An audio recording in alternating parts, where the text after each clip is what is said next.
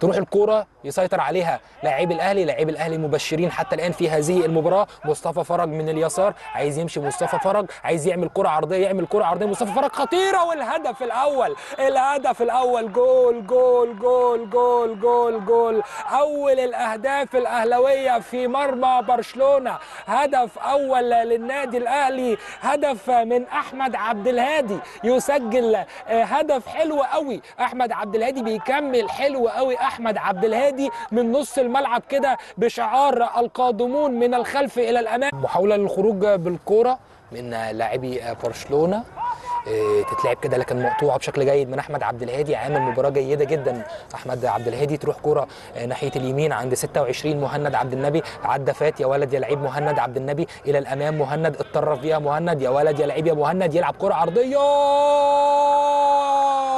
حلوه حلوه حلوه حلوه حلوه. هدف حلو قوي. كريدت يروح لمهند عبد النبي، ورأسيه روعه من محمد شادي. يا سلام يا سلام يا سلام يا سلام. شباب الاهلي عملوا جمله حلوه قوي من مهند عبد النبي ناحيه اليمين، ومحمد شادي الهيدر طلع برأسيه وفنش في مرمى البارسا عشان يكون تاني اهداف الاهلي. محمد شادي بمجهود رائع وسبعات وثمانيات من مهند عبد النبي. يا ريت الكوره دي تتعاد لنا تاني، احلى كوره في المباراه علشان تكون الهدف الثاني للاهلي في الدقيقه 17. 2 الاهلي تقدم للاهلي عبد الهادي في الدقيقه 4، ثم عزز التقدم محمد شادي بمجهود رائع من مهند عبد النبي في الدقيقه 17. ادي الكوره، شوف الحلاوه، شوف الجمال، شوف جمال الترقيصه، شوف جمال العرضيه. هدف ثاني اهلاوي. محمد شادي باحتفال الدون كريستيانو رونالدو.